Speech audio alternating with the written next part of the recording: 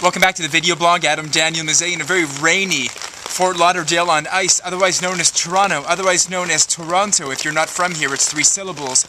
I am your PMD, producer of marketing and distribution, pmdforhire.com. Thanks again for watching. You know, I work with a lot of interns on some client projects, and a lot of the interns like to come to me and ask me questions about how they should channel their career in the film industry, in the film business. And I have a chance occasionally to speak off the cuff about it. I've done it formally a couple of times, but now I'm going to talk about it just here to you, mano a mano, and kind of express myself on that level. Well, to be very honest with you, I didn't go to film school. I didn't want to go to film school. I didn't think I needed to go to film school. Everything that I know about the film business, I taught myself. A combination of spending a lot of time watching movies, moreover. And in the old days, you know, maybe I'm going to say as early as 5 years ago, watching a lot of DVD behind-the-scenes commentary and learning a lot about the film business in a box, out of a box. Not necessarily having to sit there at lectures and be a part of it that way. I found that the quality of sitting in a big lecture hall with a bunch of other people and sitting as a captive audience, listening to somebody either lecture or pontificate about the business, wasn't really a good value add. I enjoyed self-directed learning, as I do for most things. I enjoyed, you know, taking responsibility for my own education, picking out books from the bookstore or the library and reading them, reading through filmmaker biographies and Q&As and a lot of interview type books, which I thought were way more value added than, like I said, getting in debt in a huge way at a film school. It doesn't matter what the marquee value of the film school is, whether it's Columbia, UFC, whether it's UCLA. I just wasn't interested in getting involved in that way. My particular entry into the business was through self-directed learning, which is the way that I typically do most of the things in my life. Now, being a self-starter isn't exactly for everybody, and there is a value, again, in that interminable debate about going to film school as to whether or not the film school actually pays as I get wet.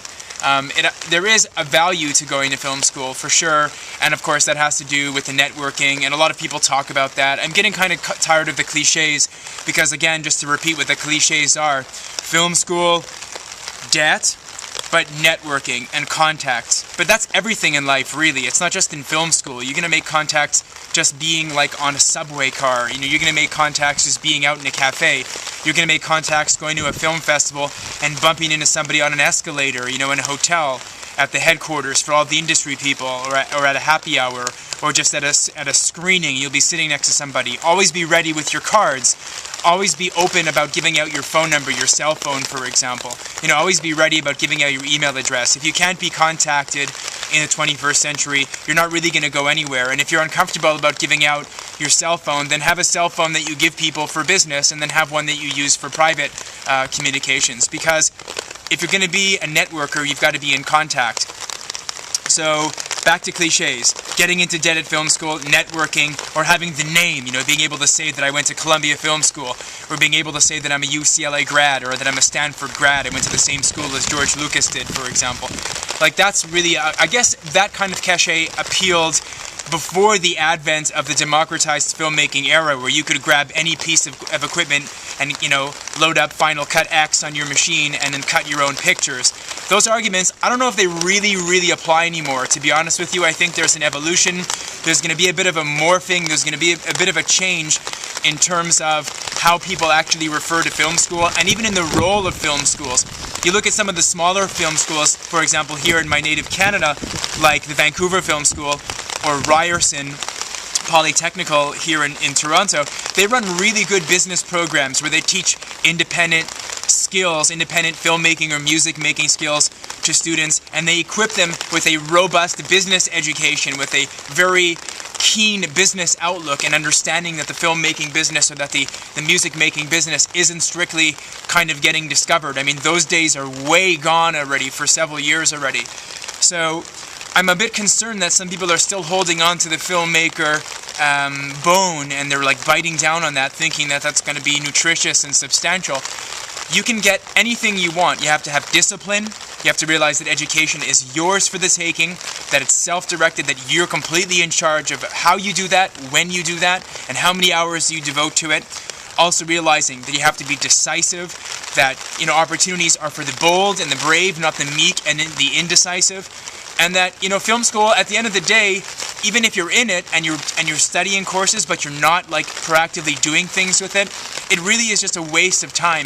And if you feel like wasting a few years of your life and also getting into debt, or if you can afford it, you know, it's all opportunity cost. If you got 50 grand or 75 grand to spend on a film school education, you can invest that money in something else. You can invest that money in so many other things. You could go to a bookstore and you could take $5,000 and buy $5,000 worth of used and new books and teach yourself out of a box, you know, with some guidance, with some checking in or tweet ups, for example, with some people in your area that are interested in becoming better at certain things.